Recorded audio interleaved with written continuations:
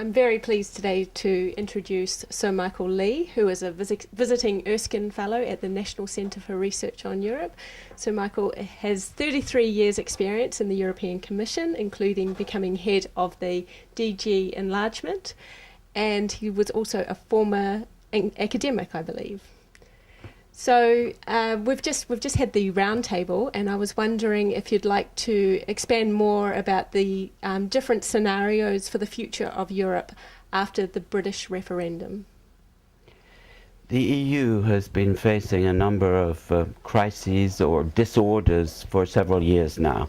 There are problems about the Eurozone, Eurozone governance, the migration issue has posed a major challenge, the rise of insurgent political parties challenging mainstream parties and questioning political stability in some countries, instability to the east and south. So with all those challenges, Brexit has come as one more difficulty that is going to consume a lot of political energy in the years ahead.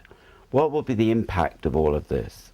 There are three versions on the whole of what the impact will be. A surprising number of senior political leaders have actually been willing to envisage for the first time the disintegration or possible eventual collapse of the EU. Do they do this simply as a warning to get people to shape up and take the right decisions, or do they think that there really is a risk of collapse? This is one scenario.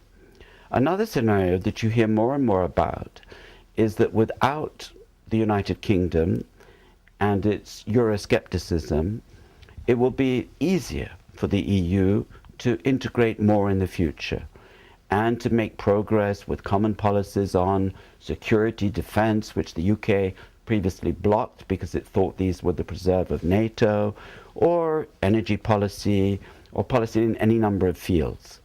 So this second scenario could be called regeneration and reform, and that an EU without Britain will be able to speed ahead more quickly.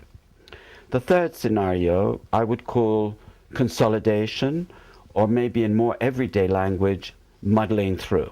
In other words, neither collapse nor rapid advance to higher states of integration, but simply seeking to get by.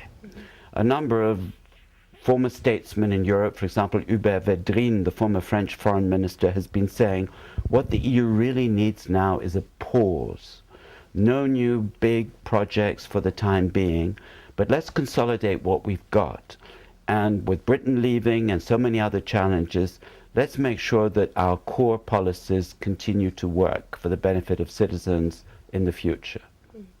So I guess expanding from that, is there still a role for Europe in the world? There is a role for Europe. And here in Asia Pacific, in New Zealand, more specifically, I think one sees a great awareness of the dominant roles of the United States and increasingly China in world affairs. And Europe is to some extent a counterbalance to that. Partly on the grounds of values, Europe's strong support for a rules-based international system, rather than just a kind of competition on the basis of the balance of power. Europe's support for human rights and other fundamental freedoms. So Europe represents another set of values, another approach, and a counterweight. And this remains important. Therefore, I think here in New Zealand and more generally in Asia Pacific, there's a strong interest to see Europe continuing to be an actor in international affairs. Mm-hmm. And I think it's quite good for me to go back to Europe with this message, and for more and more people in Europe to understand that the rest of the world continues to look to Europe to give a lead in some of these fields. And will Europe's role, though, be diminished post-referendum? I guess it comes back to whatever scenario. Look, there's no doubt that the departure of the United Kingdom, which is almost certain now, mm-hmm. will weaken the European Union. The UK, depending on how you calculate, is the 5th or the 6th largest economy in the world. It is one of the 2 EU countries that are permanent members of the Security Council. It may not be seen as a good thing in New Zealand, and maybe it's not a good thing, but it's one of the two nuclear powers in the EU. It's one of the two countries with France with the capacity to project power around the world. It has its long democratic traditions and its support for some key EU policies. So there's no doubt that the EU without Britain will be diminished.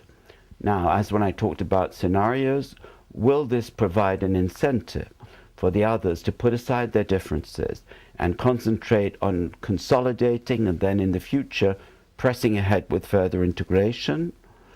Or will it lead to a feeling of depression and decline, and other countries saying, well, look, Britain has decided to take its own path, we should also take our fortune back into our own hands? Will there be a contagion effect? It's a little too early to say. Yeah. Well, thank you very much for your time today, Sir Michael Leigh. Thank you, Serena.